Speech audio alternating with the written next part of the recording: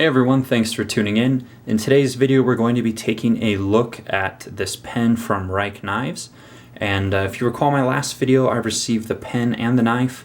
And while I didn't love the knife, I really do like this pen, and so I wanted to put a video up for you guys. Now let me go ahead and state one stipulation with this video. I don't have a link to give you guys. He doesn't have it up on his web store on AliExpress, and so the only way to get this is going to be probably either via Instagram or email to get in contact with the guy at Rike Knives. So anyways, I also don't know the price because I bought this and the knife for $200, and so I assume that this pen should be less than $100. So again, a couple, I guess, problems as far as information or acquisition goes, but I think it's still worth tracking down if you do like tactical pens. So anyways, we'll go through the normal format, which are specs, overall impressions, and details. And then of course I'll do a few size comparisons with the pen. So it is a titanium tactical pen. I took a magnet to the entire pen. The only thing that it stuck to were these two clip screws, the glass breaker, and then the tip of the insert here, or the refill cartridge. So yeah. Alright, spec wise, looking at about a 5.4 inch long pen. With the cap off, it's about a little over 5.2 inches. It weighs 1.7 ounces, so fairly lightweight. As you can see, they took a lot of material out with the complex machining here. So, and then it does use Parker style refills as well. So anyhow, overall impressions, I really like the pen. I think that the machining and the details make it something really, really cool among my tactical pens. So yeah, I really like the pen. I think it's worth trying to search out or trying to acquire.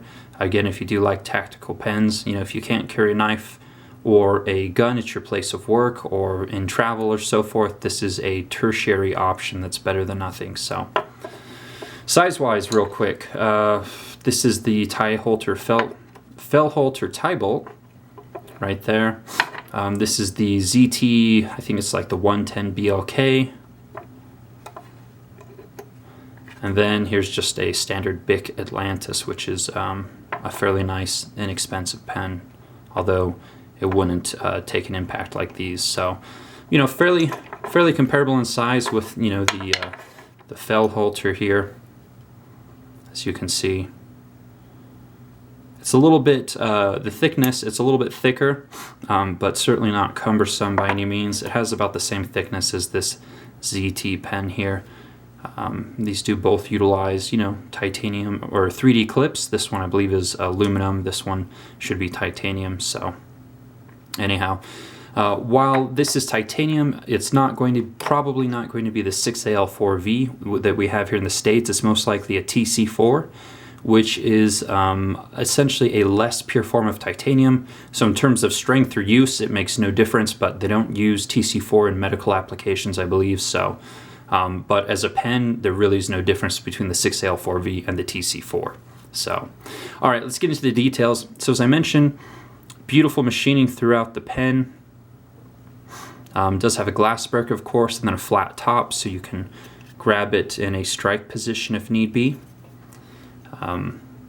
Obviously I love the 3D titanium clip here. It functions wonderfully, has nice retention, goes in and out of the pocket without any problems, and it carries fairly deep.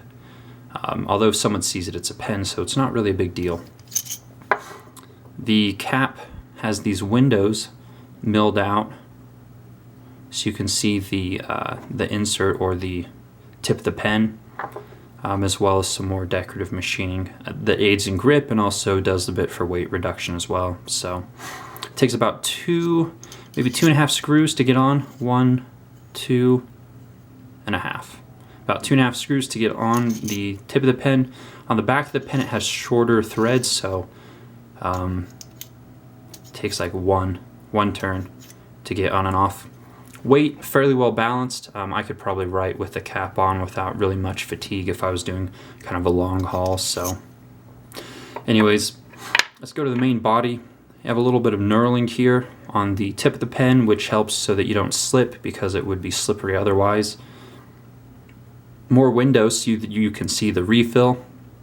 and I'll switch it to another refill in just a bit. Again, more machining. Threads are actually fairly clean on this one.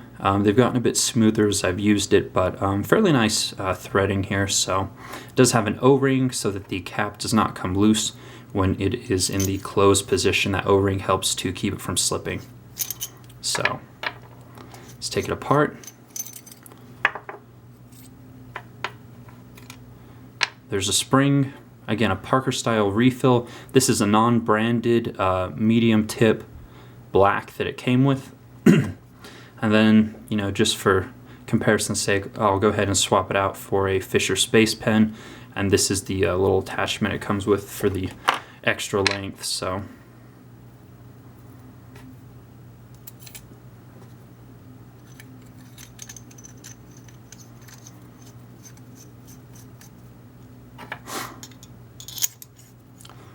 all right, and now it's got a nice gold refill in there. It gives it a bit of contrast. Pretty cool. It'd look really good if it had like a blue or a red refill as well, at least the body color. So anyhow, yeah, writes well. Again, if you're familiar with the Fisher Space Pen refills or comparable ones, they are pressurized. They write very smooth. Certainly one of my favorites. So yeah, I guess that's pretty much it. Again, really cool pen, just really cool machining, not something that I have seen thus far, which is why I jumped on the pen, and I very much enjoyed having it. So anyways, guys, thanks for watching. Please give me a thumbs up if you like the video, and then you can also follow me on Instagram under Epic Snuggle Bunny. And I have also started co-hosting a gear podcast with Nick, the Modern Neanderthal, and that can be found on modneanderthal.com. So we've already done 3 podcasts, gearing up for the 4th in the next 2 weeks or so. But if you like gear podcasts, I'd highly recommend you take a look into it. And it's just something you can listen to while you're commuting or have time to kill. So anyways, thanks so much for your support and for watching. Take care.